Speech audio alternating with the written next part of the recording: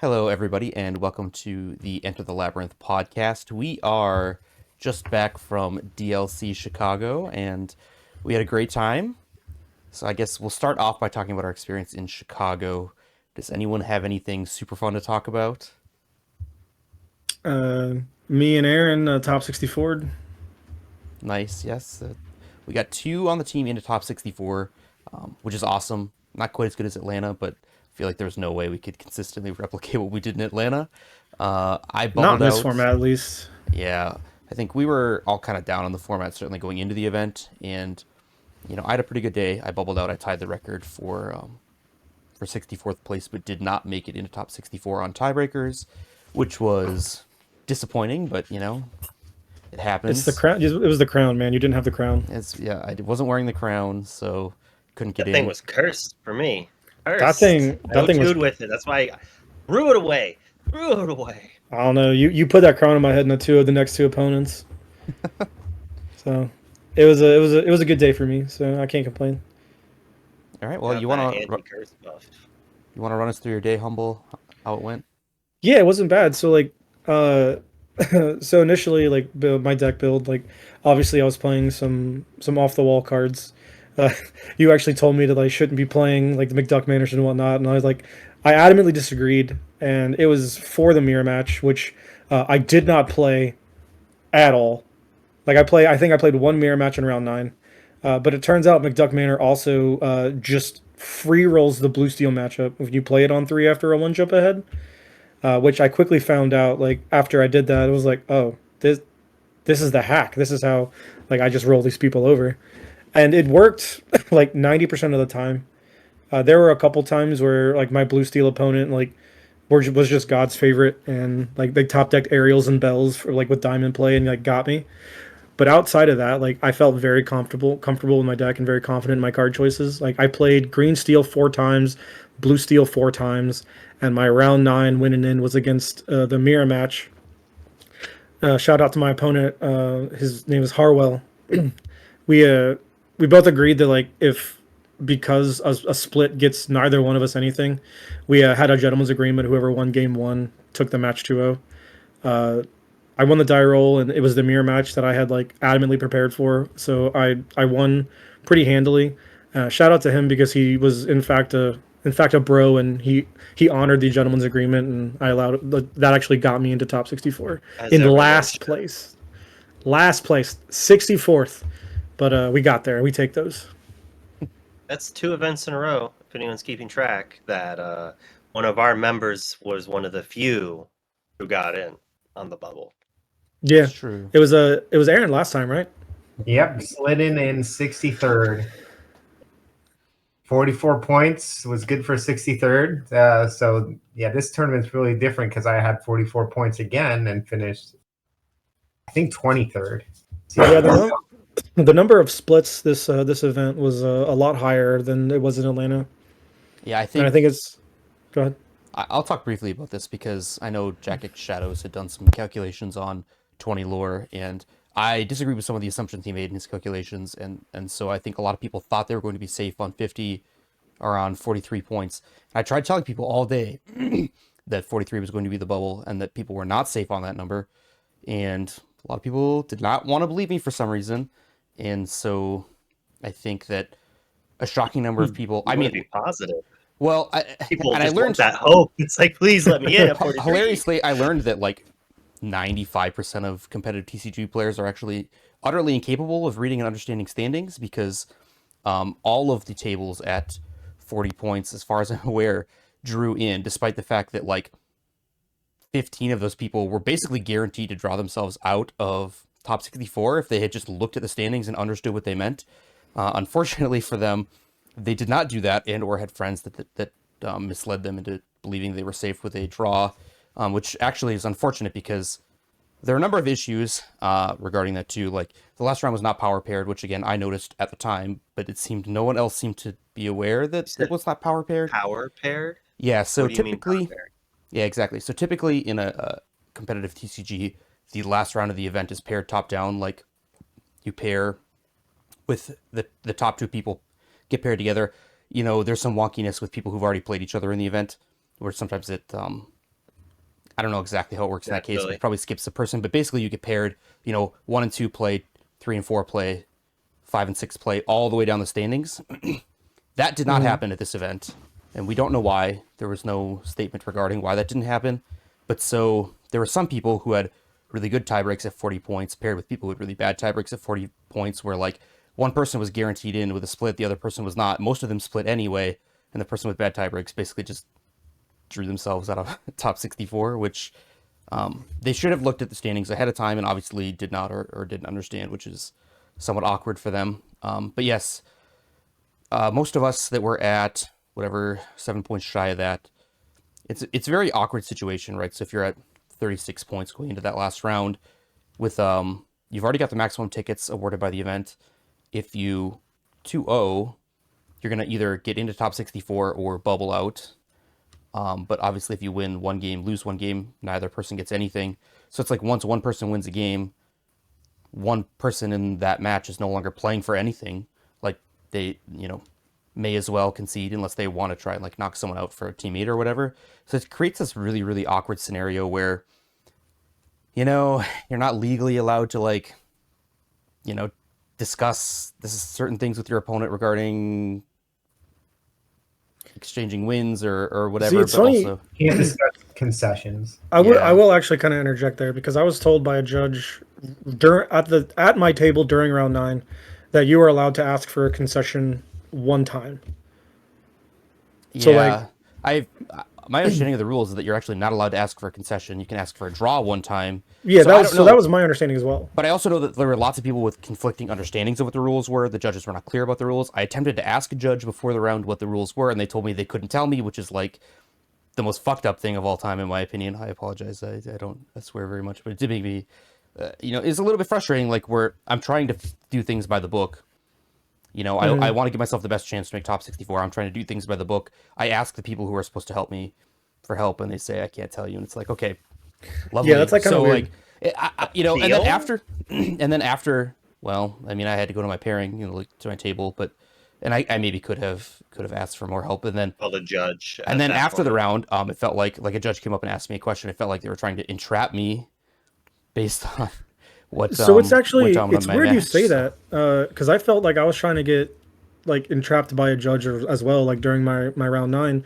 Like I said, I won game 1 and my opponent honored the gentleman's agreement, and like we were submitting, and there was like, I guess, a floor judge walking by, and he was like, are you guys done? And we're like, yeah, we just finished. And he goes, did you play 2 games? We said, well, no, we played 1. He's like, well, that's grounds for DQ. And I was like, hold on, no, like we had a predetermined agreement that because none of it, like, if we split, neither one of us get anything. We had this agreement going into it, and luckily enough, we had like asked the table next to us to kind of like be our witnesses and hold us to these gentlemen's agreements.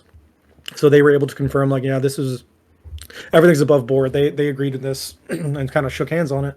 So it kind of felt like the judge was like trying to get like a sneaky DQ on one of us, and like that kind of felt weird, but luckily we did it the right way. So an interesting thing that I noticed from the side events was that they were not allowing you to just concede games.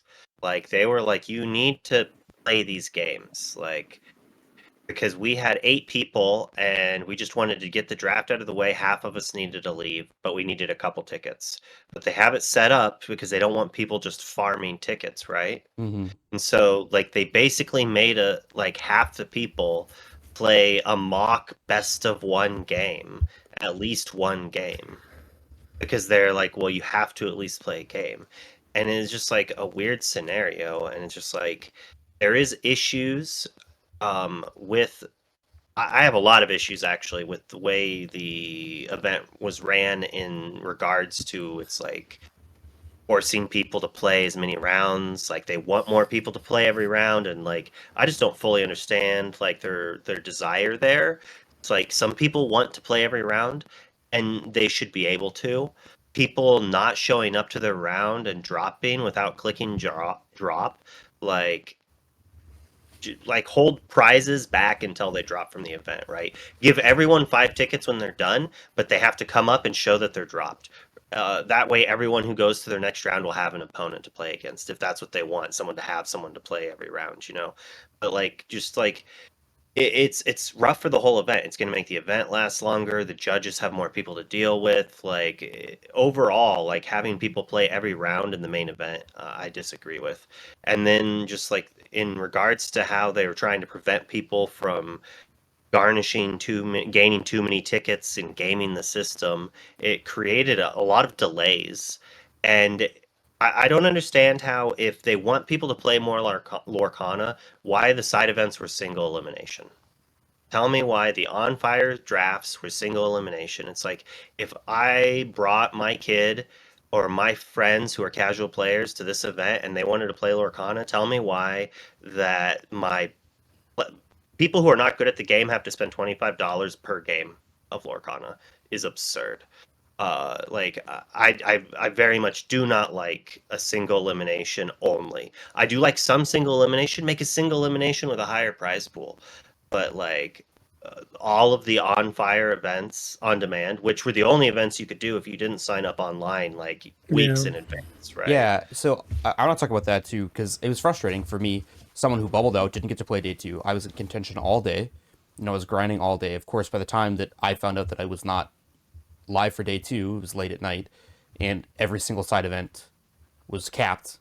Like, I could not register to play anything day 2, despite the fact that I, couldn't play top 64 either, because I hadn't made it. So it's frustrating in that sense. And then, of course, you can only play the on-demand events, which, they had, but they were, of course, all single elimination, which, luckily for me, I'm really good at drafts. So I did 9-0 in draft pods the next day. But... Didn't you open like big Sisu in one pack and then get past baby Sisu in the next one? Yeah, I was drafting the rare one. I was drafting across from Bobby, and I did first pick the legendary Sisu, and then my second pick was the rare Sisu, and then I got multiple of the uncommon Sisus. So 3 times in that draft I did shift legendary. Oh, Sisu. Yeah, so like well, obviously no shit, you went 9-0. You had almost a constructed deck. I mean, I went 18-1 in games.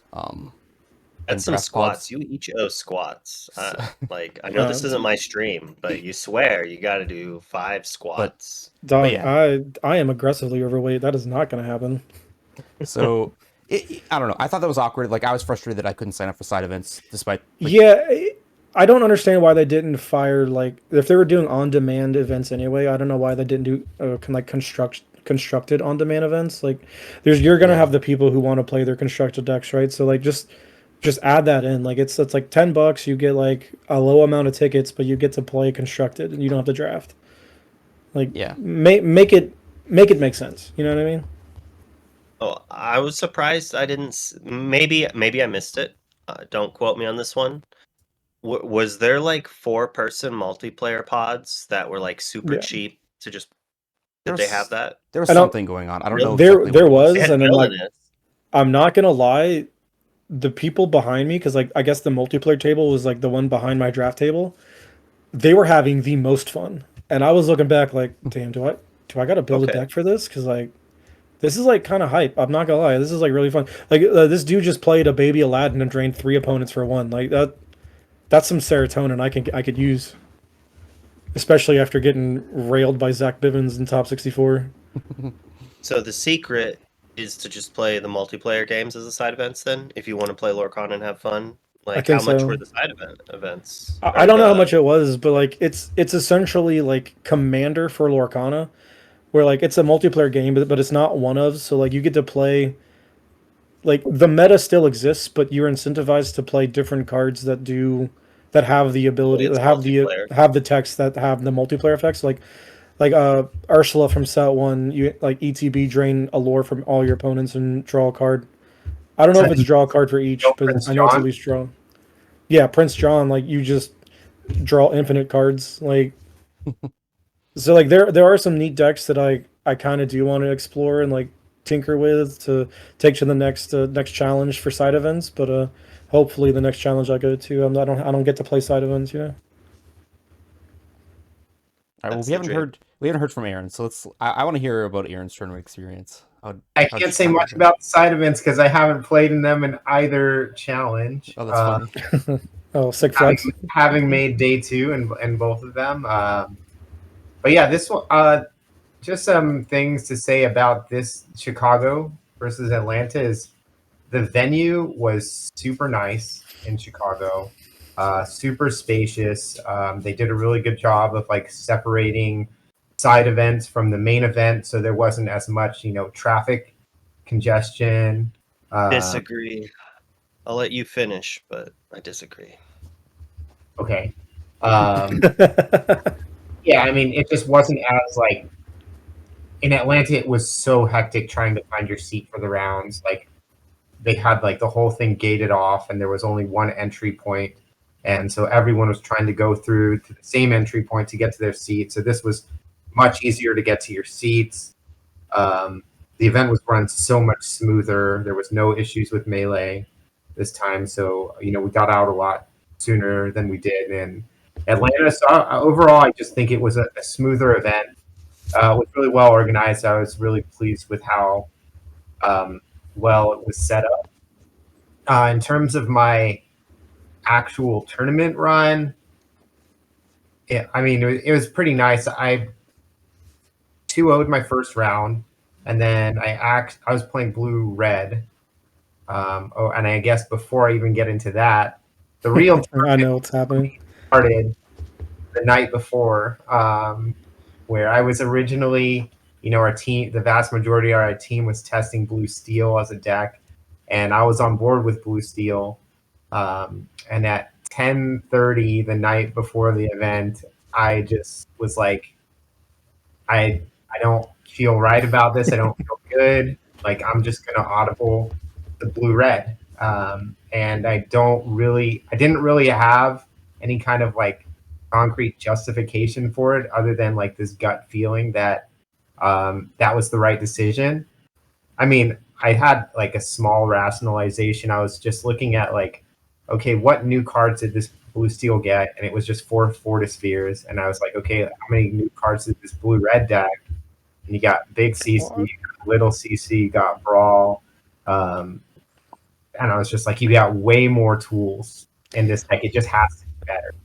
Shout out to Logan too, because like we were walking to the elevator when you told him you audibled, and like the look of betrayal on his face was priceless. Well, yeah, I woke up Friday morning to a message from you on Discord saying, I think I'm gonna audible the blue red. And I'm like, you've got to be freaking kidding me. I locked in my deck, Yeah, so the thing is, I woke up on Friday morning and I just was like, I have to switch to blue red.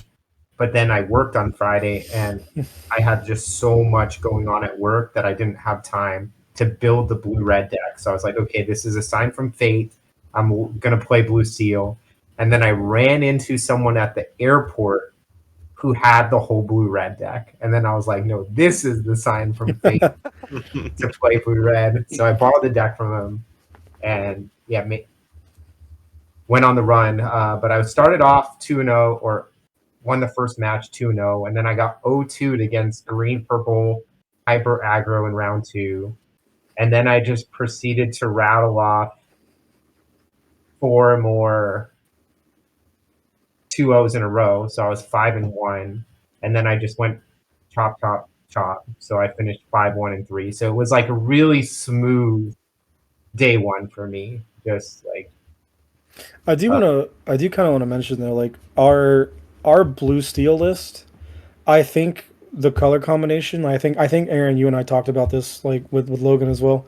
Like I think the color combination, like we identified that it was going to be a good deck to play. I just don't think we identified the correct 60. Like there were a couple cards that like I was questioning why we weren't playing like Ariel, and like Logan was rationalizing like Bell always quests for 5, Ariel sometimes won't quest for 5, but at the same time I was like, but Ariel's so much harder to deal with in the matchups that you need it to stick on the board that I think that's okay. So like I agreed that yeah, it's uninkable, but like you're also the Fishbone Quill deck, so like I think most of us that actually ended up playing blue steel felt pretty good about the Bell choice, specifically because it was inkable.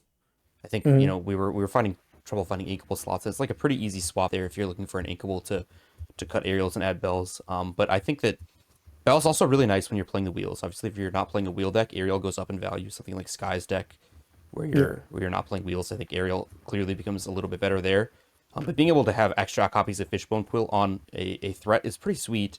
And then on top of that, it gives you the sweet 13 ink play. Like 13 ink is a sweet spot where you don't often have the ability to play two really powerful threats in one turn, but being able to play Bell Dime together as a huge lore swing in sort of the early late game, mid late game time is a spot where you don't have anything to do exactly at that ink count, which I really really like.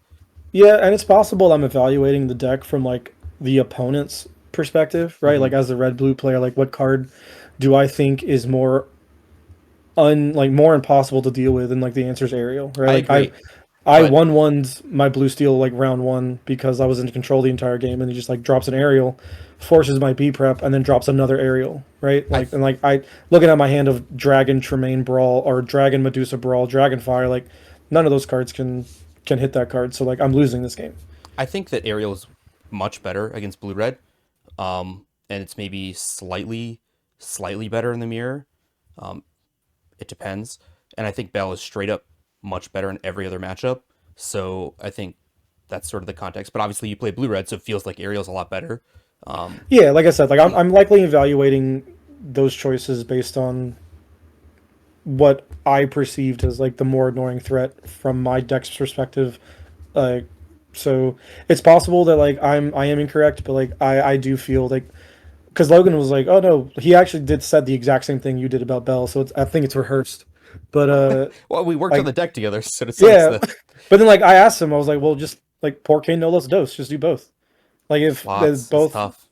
it is, but like I don't know. I feel like there's space. I feel like if we had like another couple days or like another week, I think we would have got there. Because obviously blue steel was a very correct choice. Um, but I don't think I think we didn't identify the correct play patterns for the mirror match, which I guess we didn't consider was going to be such a large portion of the event. Did we? Because when we I felt pretty good in the mirror. I felt like, I mean, on Pixelborn, I was like 75% in the mirror, which is what I uh, tend to be in Sapphire mirrors. So I don't. I felt every pretty time good. I talked to Kendall and Logan, they were like not doing too hot in the mirror match. To be fair, So they did start playing and practicing the deck quite a bit later than I did. I had a lot of experience from last format, but then it was also my first deck I played this format, so I think that yeah. maybe I was just more prepped in that sense. I know we were to like try to teach Kendall the deck like the last week, so Yeah, I don't know why he didn't just play red purple. Like he already had his invite. He could have just snapped it off and probably still done well. yeah. I I don't know. Depends on how much green steel he plays against. Yeah, I thought Blue Steel was well positioned. I think we assessed the Same. metagame pretty well. I think that we maybe didn't think there was going to be quite as much red blue as there ended up being. Although I will say that I actually think just outside of the top 64 there was a lot less red blue than there was something like green steel. I think it's just like the red blue players were a lot of top players. They did a really good job converting. When I was looking around the tables around me, grinding throughout the event, I saw way more green steel than I did red blue. Yeah. There's no question. I didn't get to play against it, which was my problem. But Man, I wish I would have played against some mirror matches, dude. I like I said, I played 8 steel decks, 9 if you count top 64. But like my Swiss rounds were just all steel. I played 5 mirrors. you put 5 green steel mirrors. So Oof. so that's where all the green steel players were. They were doing mirrors where I'll tell you, like, there is skill involved. There is definitely skill involved. But there's some crazy draws that can happen, and if those draws happen, it does not matter how skillful you are, I'm not gonna lie, unless man. you're That's If what I I was saying. You were the one trying to tell me otherwise before the event. no, it just happens to be that some of my opponents had those draws. I got some skill diff victory points. I got some really lucky absurd draws. My first round opponent O2'd me, and before we played, he said that he didn't care for Lorcana very much. And then after the rounds, he said, "This is why I don't like Lorcana. Is like these games exist." And I talked to him after the event, and he promptly lost the next 6 games in a row and dropped. And I was just like, "All right." I mean, variance is a thing, and he said the similar thing, and it's just like, yeah, it's kind of frustrating that there's some crazy draws that the game is throwing right now. It'll be nice to see how those get answered in the future. I can just rattle off how the rest of my event went if you want. I play, well, I don't remember exactly which rounds, but like 5 green steel, a couple red blue, and 2 red purple. And I had to play against red purple in my winning in the last round. One of my best matchups, and I got O2'd. It was quite frustrating. I offered the gentleman's agreement, and he did not want it. A judge or event staff came up right after he said no and asked if we wanted a feature match, and he said no, which made me sad because I would have loved to, for chat, to have been able to watch my 2 games there, even though I lost. It was some crazy games. My opponent opened game 1 on the play with followers into Flynn Rider, into Sisu, into Castle, Castle, Rabbit, Castle, Castle. And then when I finally killed all of them, he was at 19 lore, and then he drew and played a goat off the top of the deck, which was quite frustrating. That sounds disgusting. Basically, and honestly, it could have been dealt with, but my hand was like 5. We don't talk about Brunos and like 3 beasts when I had 5 ink and I had to start interacting. So I couldn't even play the beast and the next turn sing because like he gained 10 lore off of that Flynn Rider into Sisu before like I was able to deal with stuff. Well, I And think then your so I had problem to was having kill 5 Brunos. assholes. Did I say 5?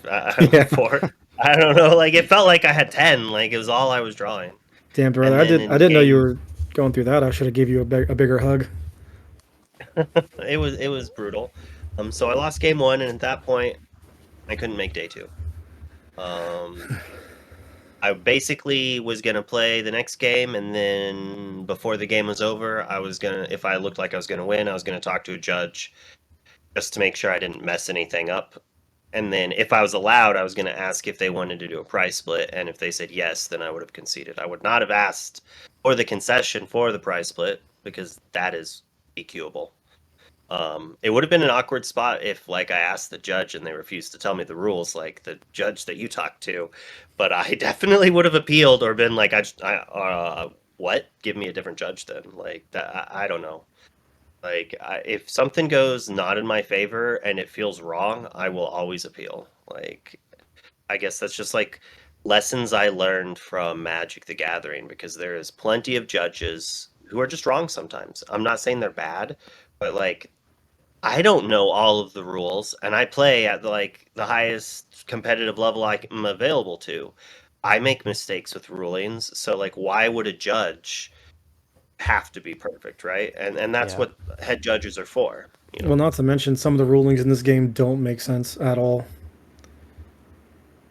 I don't know. Yeah, you can say that. I think my frustration with like the last round stuff or the late round stuff is that Ravensburger and Disney or whoever PBG, I don't even know who's making these decisions with regard to the tournament format, but the 2-game format clearly creates an incentive toward the end of the tournament for you to play pseudo best of 1 matches because only the person who wins game 1 has anything to play for anymore.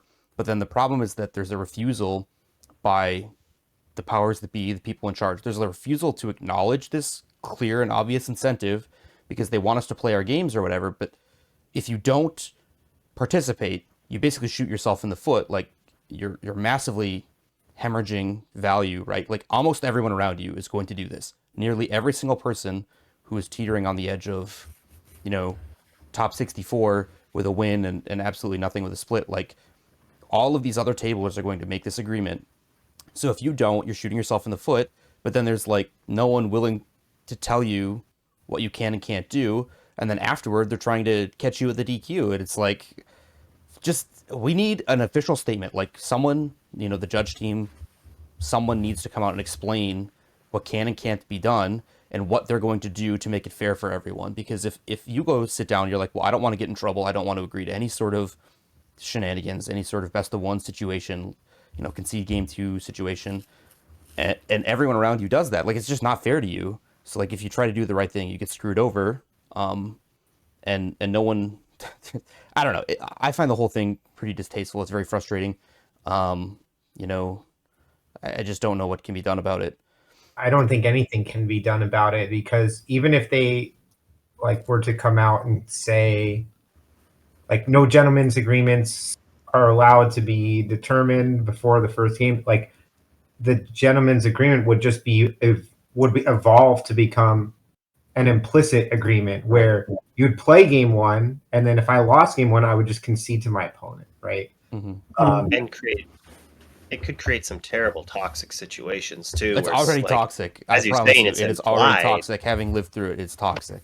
Well, top to bottom. I mean, so if it goes to like what Aaron's saying, and you're not allowed to verbally do it, well, you're gonna get those people who will always like accept them and then push back against it, and then try to get the other person in trouble. I think like it creates a scenario that the people that we don't want get rewarded, and honest people get punished. I think that officially you're already not allowed. I mean, I understand that maybe you guys disagree, but my understanding is that you are already officially not allowed to verbally make that agreement. You can't. I don't think you can, which is the problem. So I don't know. Agreement? Yeah, I think that you're not allowed to ask to play best of one. I think you're allowed to say things like, it's the stupid Magic crap, you know, that you deal with for years. I think you're allowed to say things like, if I lose game one, I will concede to you. I think you're allowed to say that. You're not allowed to say, will you concede to me if you lose game one? I think that's not allowed, but I don't know. Like, that's the frustration. I don't know what you're allowed to say. Yeah, so how I approached it is when we sat down, my opponent said, judge said that we are allowed to ask for one concession. Would you like to concede? And I said, okay. I would not. Would you like to concede? He said, I would not. I said, okay. Well, since the split gets neither one of us anything, if you win game one, I am going to concede game two.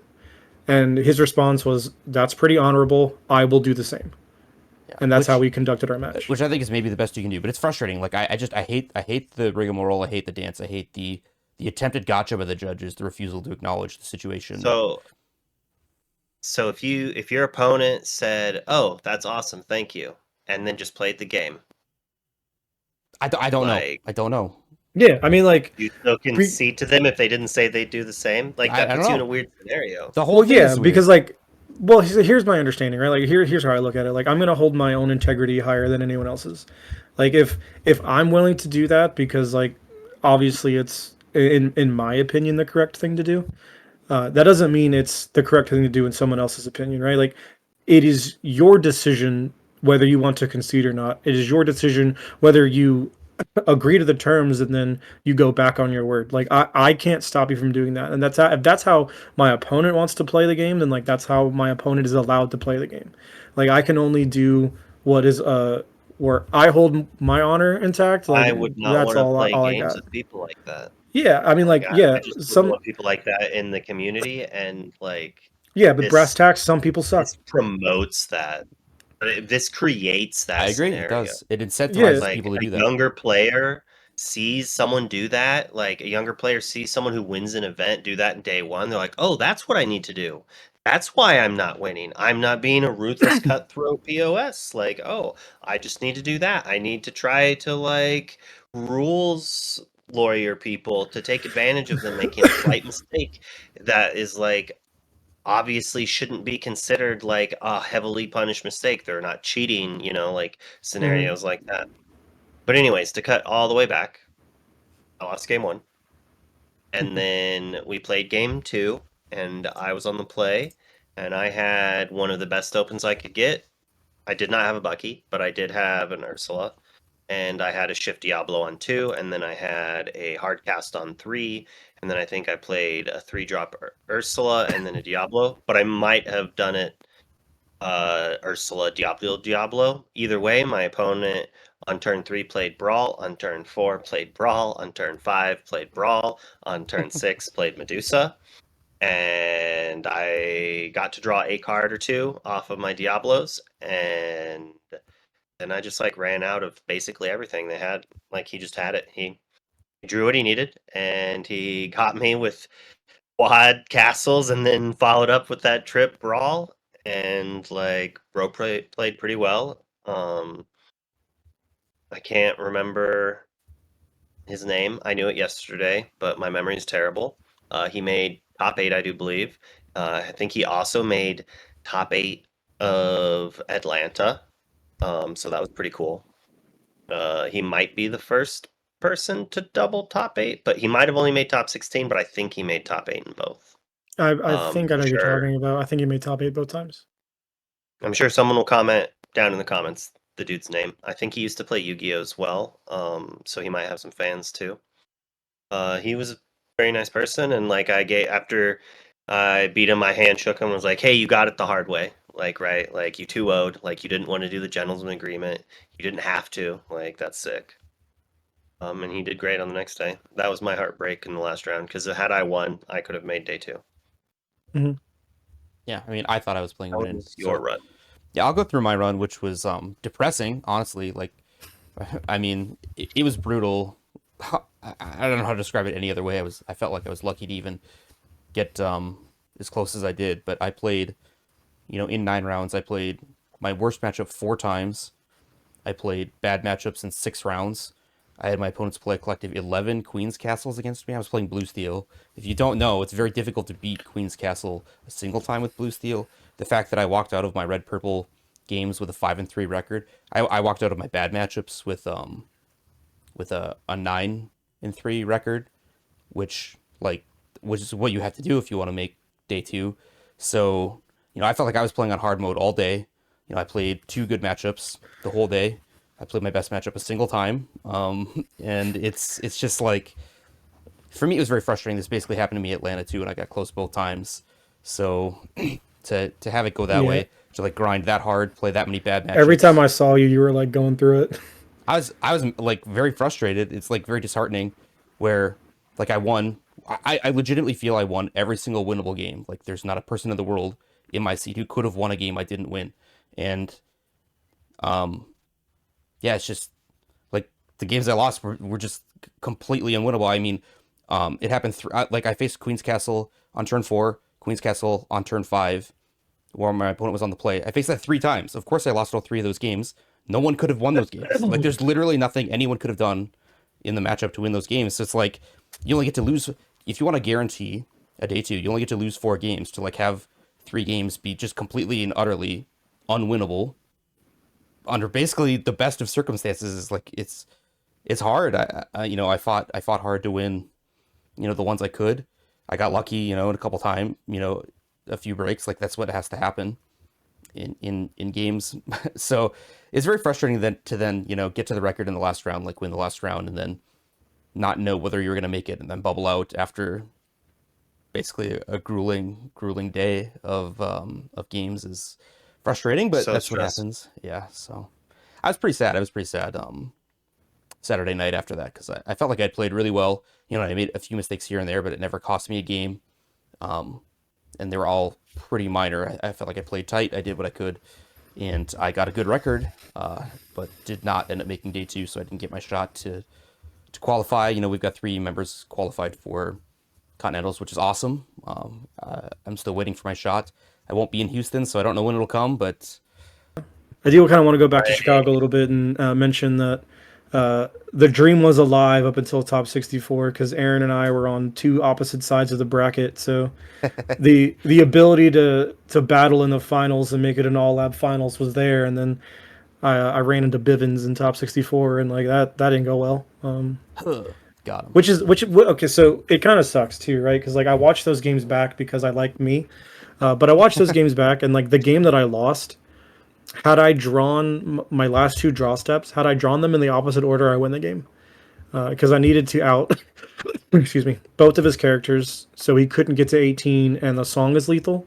So had I drawn the big Sisu instead of the Medusa that turn, and was able to kill Robin Hood and the Ursula, with the 2 McDuck Manors on board plus the Sisu, like I was very favored to win that game, and I just drew the Medusa instead of the Sisu. So had I just drawn them in the opposite order, like I'm on to top 32.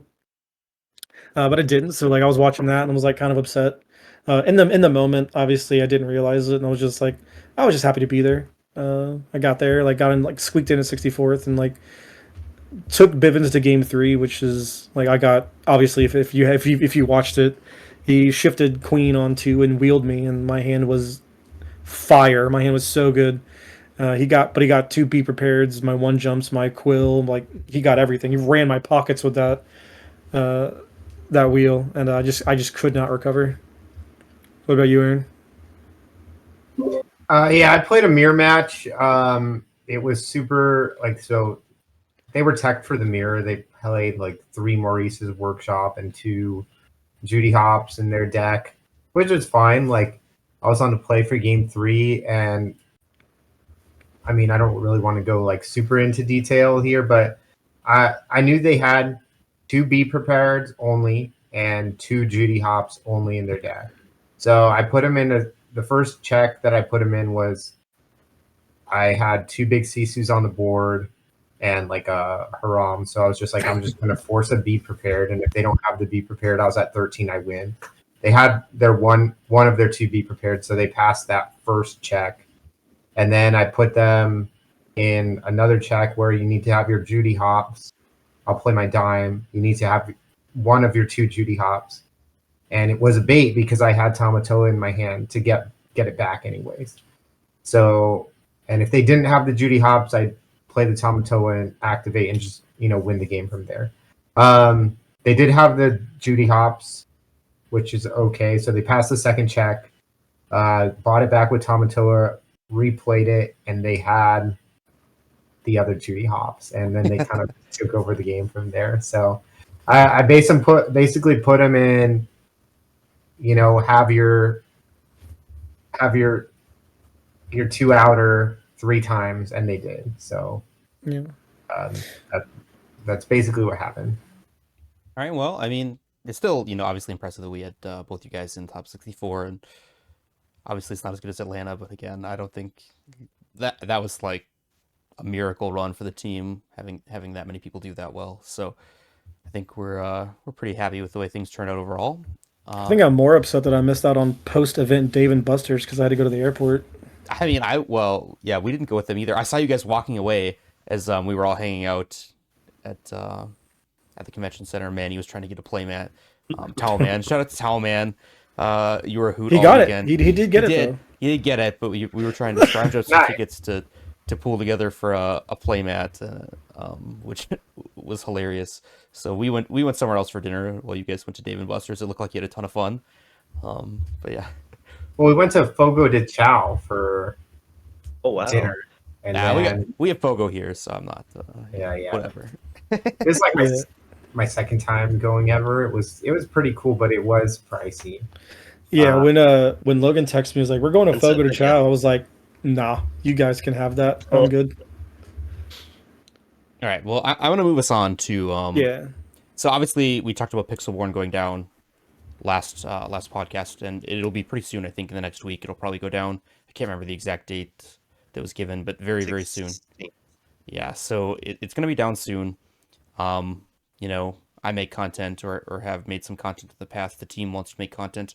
I'm curious how you guys feel about what we're going to do without Pixelborn, because it's been a huge part of how we've tested for these big events so far. Honestly, it's probably the webcam thing for me. Like I own all the cards and paper, so I guess it's kind of 6 of one, half a dozen of the other, right? Like if you don't own the cards, and like this definitely is not an option. Like you could always just like proxy the cards, but like that's not fun. So there's like Tabletop Simulator, and there's all the digital clients, and hopefully Disney announces a digital client soon. But for now, if I want to test, my plan is going to be the webcam games. Yeah, and so Pavel has announced a system for, playing webcam games with like ranked similar to Pixelborn. We don't know the details necessarily yet, but that's certainly something that's being worked on in the background and will hopefully be out soon. But we don't know. I'm not sure yet. I like the idea a little bit. I'd rather have a client that did it all for me, but I can play paper games if I need to. Yeah.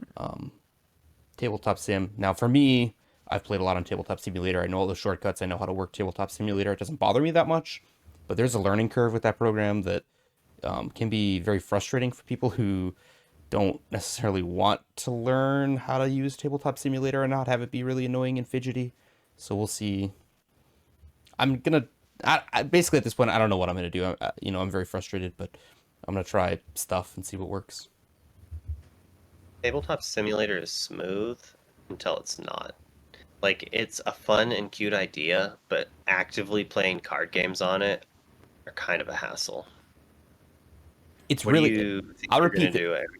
If you know how to do everything, it's not that bad. I do. Most people don't. And I still don't like it. Okay. I know how to use the shortcuts. I know how to set up camera things so I can click a button, jump all around. I've played hundreds of hours of Tabletop Simulator. I have a few friends. We love to play board games, and like it can be a hassle. Like I played Magic the Gathering Commander games on it, and it's just like not that Yeah, pleasing. ooh, that sounds abysmal, honestly. Got to be more convenient than paper camera games, though. Well, once you get the rig set up, maybe it Probably. won't be. I don't know. Yeah, I mean, building decks is annoying. Like having to literally go sleeve every you have single to deck I want to physically try. own all the cards too. Like, so that's another thing. Like, the advantage of the digital is just like, oh, let me brew up this deck real quick and play it. Like, I don't know. I personally like to play my decks digitally before I invest in them. Right. So, like, I want to know if it's good or not even necessarily if it's good, if it's fun. Like, if I enjoy this, like the play path. And I think there's the duality of man, right? Because you're going to have Aaron who makes smart financial decisions and won't purchase cards until he knows that they work together in the iteration he wants, and then you have me who, me like he open pack, so I'm gonna own as much as I can, as quick as I can. But I am still optimistic that an online client will be coming out sooner rather than later. Don't hold your breath. I mean, we can hope. I just think purely from a business standpoint, like it would be foolish of Ravensburger to shut down Pixelborn, which is giving more people access to the game. Like, it's essentially free marketing for the game, free additional channels for people to access the game and therefore access the cards, unless they had an online digital client that was being rolled out soon after. The problem. I just think it So makes no sense why they would do I it. think Go I ahead. think it has to do with how popular it became. So if Disney doesn't go after people who are infringing on their copyrights fast enough, then other people can use that as like proof in court to show that that's not copywritten, basically. Obviously, that's not the proper terminology, and smarter people can clarify, but like that's kind of a reason why Disney has to shut down things if they get too popular, even if they're fan made and not official and whatnot. It's to prevent everyone from, oh, like Pixelborn exists, so I guess I can make my own version with this other Disney IP. And they can't have that, and then eventually like they could lose some of their copyrights, I think.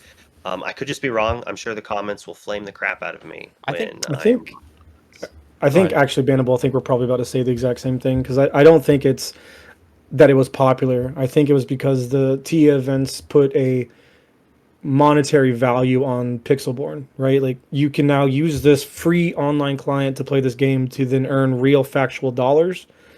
And that is where, Ravensburger or Disney or whatever powers it be had to step in and be like, oh, if anyone's making money off this, it's going to be us, kind of thing. You know what I mean? Granted, I don't think Pavel saw a dime of any of this. I think this was a thing that he did. Yeah, this was all blood, sweat, and tears. And I'll just say it now, like, this game would have died if it wasn't for him, right? Like, this was his passion project, and this game would not. How hard was it to get product? It wouldn't have died. But how hard was it to get product in set one? It would not have been as successful. Like, he was a very important cog to make it not have a disastrous open and to give the game. They definitely wouldn't have killed this game for at least 2 years of production. Maybe a year if like no one bought packs. But like people bought all the packs, right? Yeah, like, and like I was one of those people who got randomly 9 boxes of set one, but like when the product competitive scene would be dead. Yeah, when the game was not accessible because product didn't exist, Pixelborn made it accessible and made the game able to be played by a very wide audience. And like, if the cease and desist letter or whatever form of literature or mail that he got that told him to stop, if that didn't have a thank you note stapled to it, I would be surprised. I think I actually think I'm going to disagree. I think Wonder is kind of right in the sense that Disney, legally is forced to do something at some point. Um, Otherwise, they risk looking like they're not attempting to defend their IP and thus run the risk of it becoming genericized or whatever. But I think that overall, I think the issue is that there's a misalignment of incentives here. Basically, for Ravensburger, Disney Lorcana is extremely important, and they care a lot about the success of the game. For Disney, they don't give a single crap because to Disney, Lorcana is nothing. To Ravensburger, Lorcana is a huge part of their portfolio. And so I think Disney was the driving force behind shutting down Pixelborn. And if it were up to only Ravensburger, it would not have been shut down. But the cost to Disney is nothing.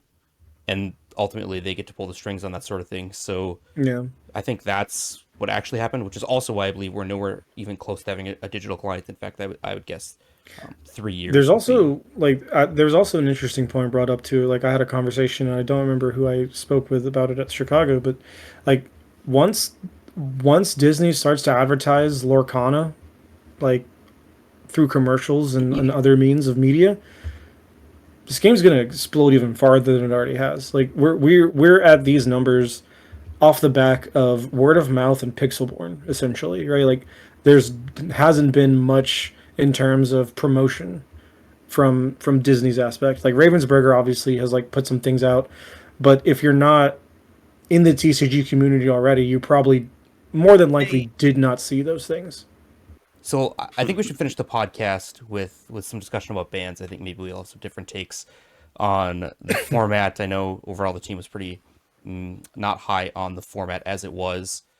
And I guess I'm gonna start with Aaron. If you could ban or anything, do you think anything should be banned in the current format? Would you leave it as it is? What do you think? We're talking just one card, I would ban Flavisham. Any cards, as many as you want. Definitely. Okay, let me think about this. And definitely Flavisham on the list. I guess like Fishbone Quill's okay then. Like you don't have to hit both, and I think Flavisham is more problematic. I mean, I'm sure someone else is going to say Bucky. I'm not necessarily like I think Diablo is more problematic than Bucky personally. Diablo just creates like this environment of like it's a threat that you basically have to answer immediately or you lose the game. And that only exacerbates the 2-game format issue, right? Where it's like every game is so critical. And so creating a format where it's just like it's a game of threats and answers, and if you don't have the answer, you lose immediately. Like that perpetuates the issue that we have with this 2-game format. So like I personally think Diablo is actually more problematic than Bucky. I would say those 2 cards. I'm actually going to disagree. I think Bucky's the problem. I think if we take away the thing that gives all the Floodborns essentially an ETB ability, Diablo is of the power level that I would expect from an enchanted, like a card in that slot, right? It does something super relevant. It is a threat. It has the evasive tag, but it's also still answerable and interactable. Bucky turning every single one of your Floodborns into a sudden chill is an issue. And the fact that we can't reliably answer Bucky because the little squirrel has ward, like outside of Steel specifically, like there is nothing that comes down at a reasonable time that can deal with that card. Like as the red player, I have to sit there and hope to God my green steel opponent turns that card sideways so I can challenge it. And spoiler alert, they never do. So because that card has ward, I think that makes it egregious. I think without Bucky, Diablo becomes more fair. Obviously, it's still a powerful card, and it is still a must-answer threat. But when you take the sudden chill effect away from it, from you just casting the card because Bucky exists, I think that deck's power level uh, comes back down to something that's more reasonable for the format. There's no card in the green steel deck that I am particularly scared of outside of the squirrel, and it's possibly that I'm coming from the control player, so I want cards in my hand.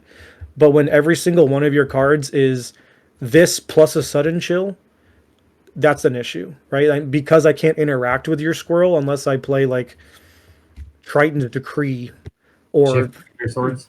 yeah, or Tink grab your swords or whatever. Like that's the problem. If Bucky didn't have ward, sure, yeah, ban Diablo. Bucky's not the problem, but because Bucky is uninteractable on for so many turns of the game through anything that's not exactly steel, I think Bucky is the issue. And I'll agree with you. Flaversham's donkey. Like it shouldn't exist. That card being Yeah. a 1/6 is absurd. It's well.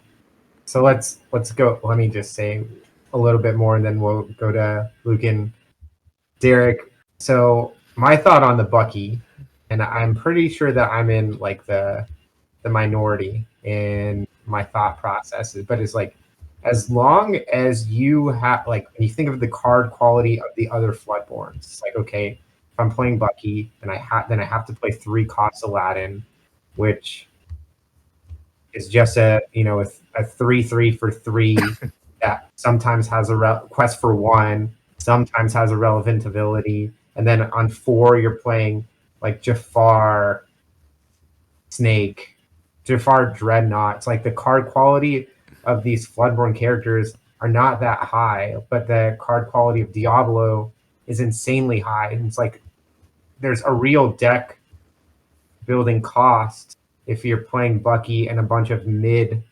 Floodborns. And obviously the power level of the 5 cost Floodborn goes up. But I think, it's okay to have a Bucky discard deck where there's just a bunch of mid Floodborns and there's a real deck building cost to playing this Bucky is that like its supporting cast is not very strong. But when its supporting cast is insanely strong, like Diablo, that's to me where the problem arises. Also, like you have to have the Bucky on turn 2, which is only going to happen 66% of the time over 14 cards. So there's like a third of the games where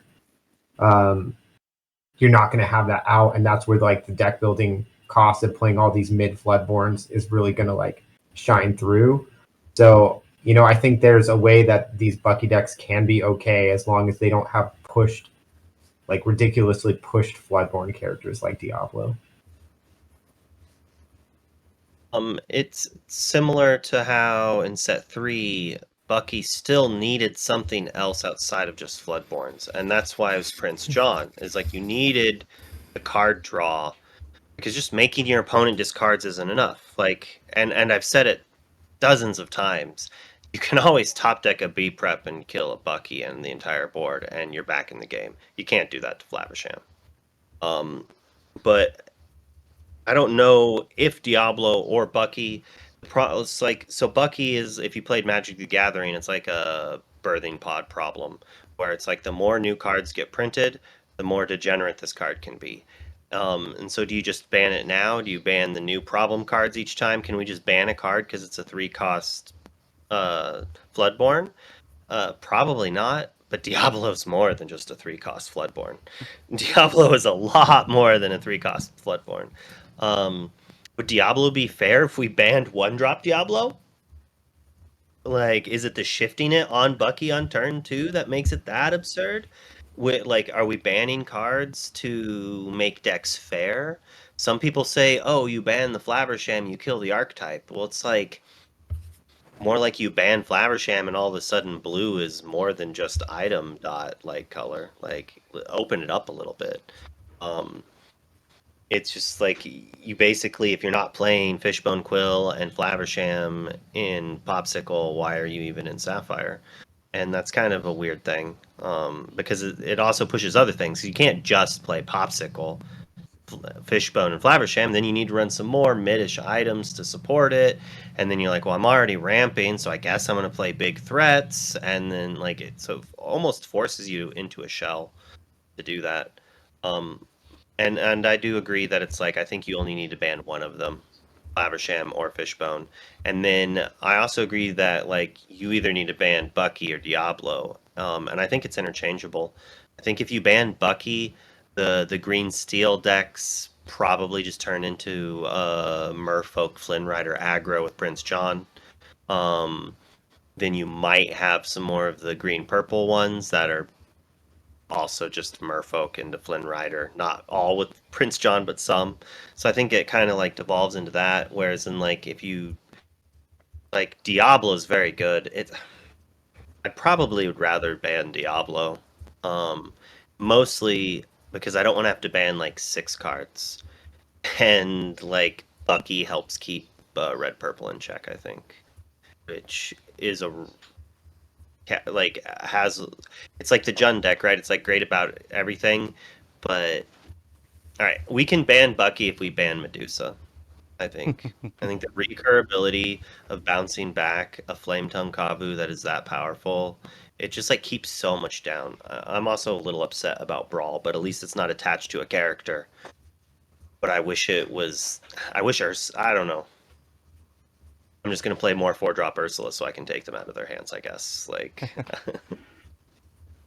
Yeah, I mean, my take is that they will ban no cards, and I actually don't think any card actually deserves to be banned. Um, yeah, I don't think that any card is ruining the game that bad that you have to ban it at this point. I do think that both Bucky and Flaversham are extremely unfun, and the game would be more fun without them. So if you want to ban something on those grounds, I think that maybe makes sense. I do think there's some concern with banning Flaversham, which is that I suspect there would be 0 playable blue decks without it. Correct.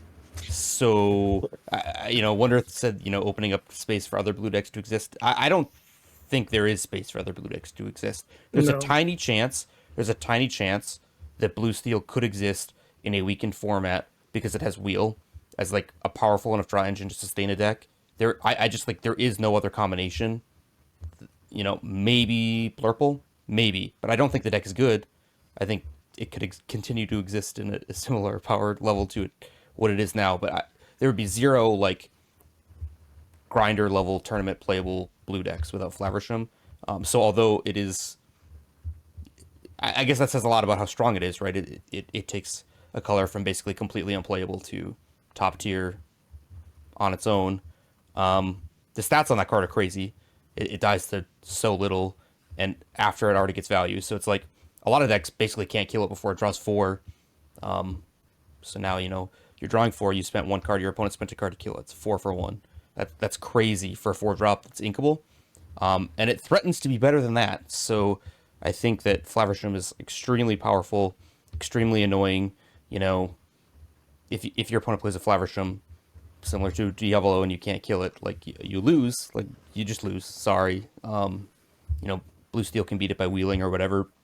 There are things, but yeah. So Diablo, I think is similar.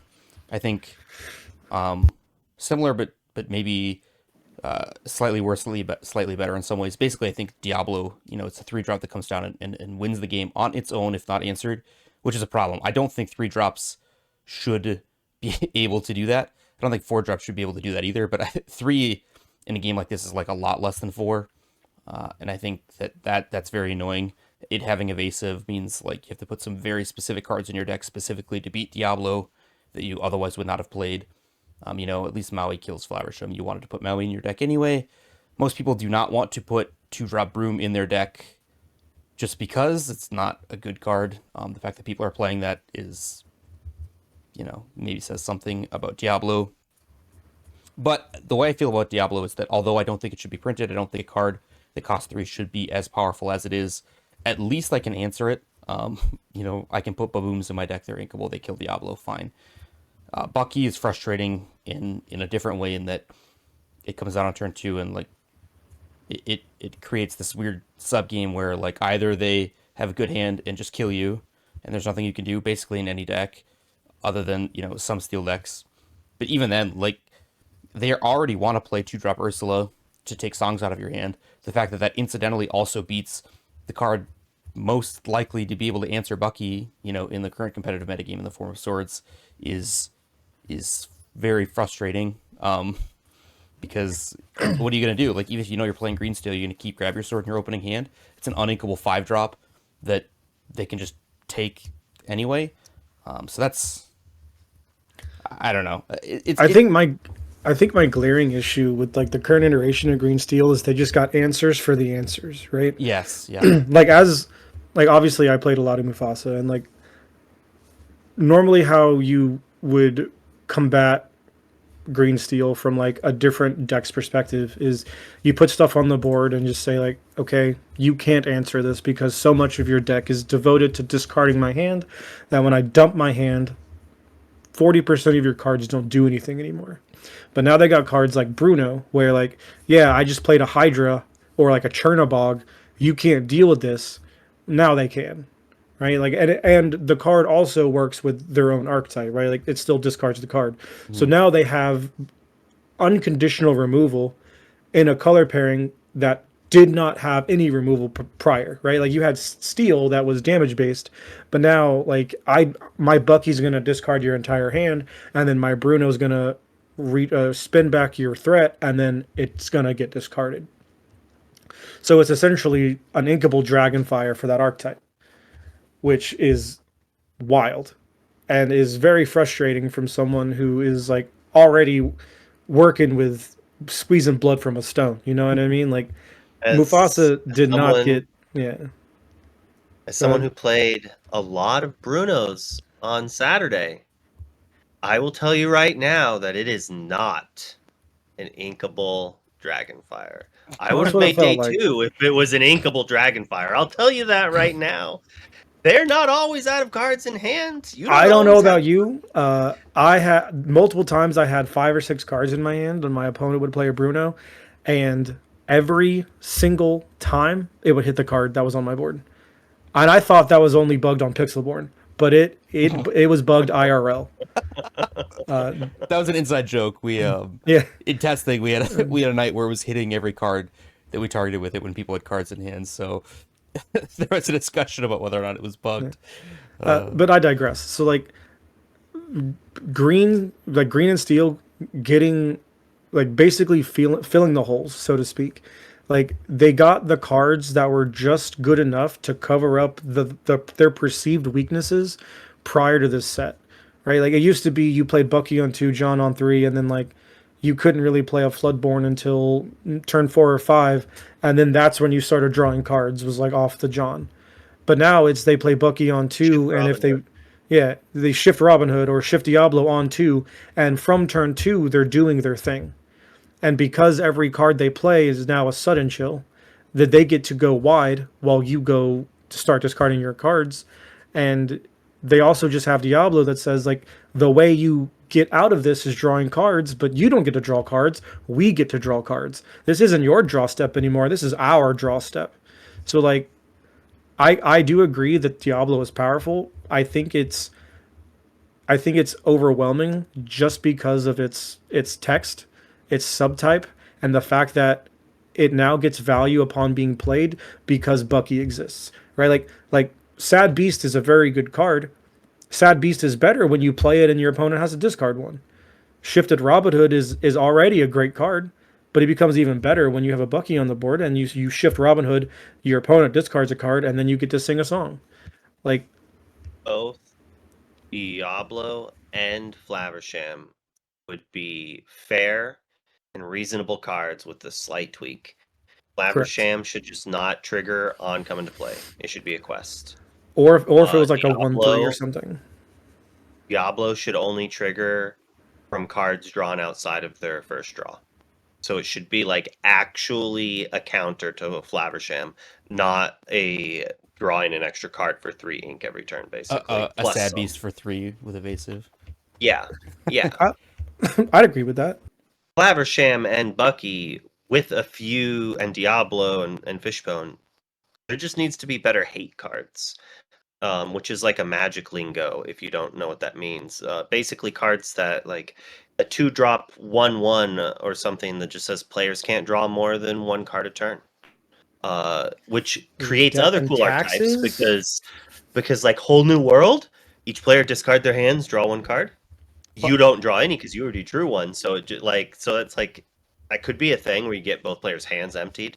So like it could create new archetypes. Like you could counter those types of things. Like If they print a how null about- set, I will mauled. They need to be inkable. Okay, so Ravensburger, this is my message to you. Your hate cards, your interaction, it needs to be inkable. Part of the problem with Bucky is that there are cards that answer it. Avalanche, cool, it answers Bucky. But Avalanche is like a super mid card, and it's uninkable. So you It's also can't on put turn it 4. like you can't put it in your If it deck was a because it's song. bad. Like it needs to be Avalanche was a inkable. song though. Yeah, Avalanche was a song, it'd be worse. Like I don't even want it to be Yeah. a song. that's the problem with Really? all of these like art cards like Pick a Fight, One Last Hope, 4-cost Namari, like You all can't of the ink them. cards that could answer Bucky is just like these super narrow, uninkable cards that you just can't play in your deck. Like so, I mean that's really what it is. The threats are far more efficient than the answers that we have available. I'll agree with that. We kind of need something similar to Pinocchio. Like a Pinocchio that says when it comes into play, a character you control can like Cinderella something, you know? So because Pinocchio can't get Bucky because of Ward. But like if you can Pinocchio and give your Rafiki the ability to attack untapped, unexerted characters, it's like a similar mechanic. I mean, we have Pick a Fight. It exists. We Pick have a the Fight. hero card. I love that card. Pick a Fight is that's the only card in Steel I want to play. I think the hate cards need to be attached to characters. I think attaching them on items or actions makes them slow and unplayable. Like characters, like Benja, I can play Benja and quest with it. It is good. It's a 3-drop with 2 lore. It does things. It has a side effect of occasionally crushing your opponent and teaching them a lesson for playing cards like Fishbone Quill. And like that's a good thing. Like give us more cards like that, please. I give said us back a in 2-drop item that I lets said us draw back in cards set 2 that like I wanted a Thalia really, really bad. Or like a Selfless Spirit or something like that. Like I agree that like cards like Be Prepared need to exist, but I also think there should be like some form of counterplay. Like give like the aggro deck needs to be able to exist in some capacity. And like right now you can't play aggro because everyone's playing Steel because unfortunately the thing that's best against Steel just happens to also be Steel. Right? Like green Steel is outs itself, which is like the issue. So you can't really play like the aggressive deck because there's so many answers to the aggressive deck. So like I think we need something for the aggro player to be able to like combat back, right? Like yeah, Yes. sometimes your opponent is just gonna go like 1-drop Lilo, 2-drop Lilo, Maleficent, 3-drop Blue, and you're congratulations, you're dead. But then also sometimes like when you have the slower draw, like I shouldn't be able to play turn 4 Be Prepared. Be Prepared is completely fine on curve where it belongs. When you start ramping into these like huge spells like Dragon on turn 5, like that, no, that's not okay. So the aggro deck needs to have some kind of tool to be able to prevent that, right? Like, and we thought Ursula might have been the answer to rip Be Prepared and grab your swords, but it turns out green is not always the answer, right? Like you want to play your yellow purple aggro deck and have like a Selfless Spirit effect. So when your opponent does play grab your swords or Be Prepared, you can go, no, this card dies instead, or something like that. But that's just my 2 cents. I want to give other archetypes the ability to scale their power level up to the perceived metagame, not necessarily just crush the decks that are winning and like neuter them essentially. I would like to just give tools to the decks that need it. Mufasa. Could you imagine playing a character that made songs cost one more and just invalidating a 3-drop Ursula your opponent just played because it can't sing the songs Do because they cost do more now? do you know how much serotonin that would give me? Just I would be so happy. All right, well, that's our thoughts on banned lists. Does anyone have any last thoughts before we sign off for the podcast? Big shout out to Manny, Talman Purple. Yes, Manny was My big awesome. friend of Team Labyrinth. Yeah. Same Junior, Scott. He let Bobby and I and Derek and Manny stay at his place. He was a great host. He really showed us some good food from Chicago and how well it can be. Like, Yes. Yeah, big shout out. Talman's good people. He's a local to me. I've known him for a little bit now, and he's always a joy to be around. So I always look forward when I go to events. Like there's a couple 1Ks coming up that I don't want to go to, but I will because I'm gonna have friends there. Oh, I was gonna say shout out to Rage and Sean, who I drove down with. Sean top 16 one of the TIA events, so it's kind of cool. There's actually people in my local area who play. It's nice. Shout out the community, honestly, because like I've had these DLCs have been some of the best experiences I've had playing a major card game in like almost ever. Like I'm sure you guys have had plenty of good experiences at the Grand Prix and like open levels and like playing Magic, but out of all the events I've been to, whether it be Yu-Gi-Oh, Magic, Pokemon, like I've had the most fun interacting with the community at in this game specifically. Yeah. Yeah, these events have been super fun. I know we mentioned Scott earlier, who hosted a few of us. I want to say, again, from me as well, super big thanks. It was awesome. You're an amazing host. And congratulations on top 32. That was awesome. We were super happy to see that. We love, not just when the team does well, but also friends of the team. We're super excited to see you do well. A bunch of us were really excited when the rat won, and he is the rat to me. He will always be the rat. He doesn't have a real name. He refused to tell me his real name when I asked, so he doesn't get one. It's funny you say that too, because when I looked at the bracket and I saw that he was like on green steel, and then I saw the decks that he was going against, and I was like, dude, how does it feel to like get to that level in the tournament and it just be so free for you? Like, yeah, that is insane. Like, just give me my enchanteds and my Mickey and all my stuff now. Like, it's over. That was so cool to see. Yeah, we And had a ton of fun. DeCandio almost getting a Mickey too. Like Yeah. a lot of players that we're friends with and fans of, like, did pretty well today. Like, Yeah. I know how Derek feels now, living vicariously through my friends who make day two. It's always fun. Well, I mean, I'm always happy when the team does well. It has honestly been a little bit depressing for me to be close a bunch of times and not make it, but yeah, No, don't worry. We're gonna be popping off for you soon. Yeah. I promise. Yeah. So, thank you to everyone who stopped by, said hi to the team, took pictures, shook hands. It was awesome. Obviously, anyone who's afraid to come say hi to any of us, there's no need to do that. Yes, I know we're intimidating, standing in a circle or sitting at a table with by ourselves chatting, but it's okay. You can come, poke us on the shoulder, say hi. We're not that scary most of the time. Yeah, we try really hard to be approachable. Like, we take the game seriously, but we don't take ourselves very seriously. So please come over, say hi, interact with us if you want to. Like, we'll never shun any member of this community. All right. Well, with that, We love you. Thanks for watching. yeah, thank you so much for watching. A bunch of us will not be in Houston, but some of us will. So the team will have a presence there. Come say hi. Yes, Luke's there, not me. I'm out. I think Look for the Aaron's crown. out. I know Zenulos Logan will have the crown. It's going to be his tournament for that crown. So go shout out to him. Turn to top.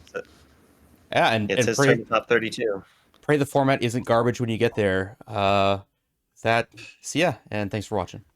Right. Good night.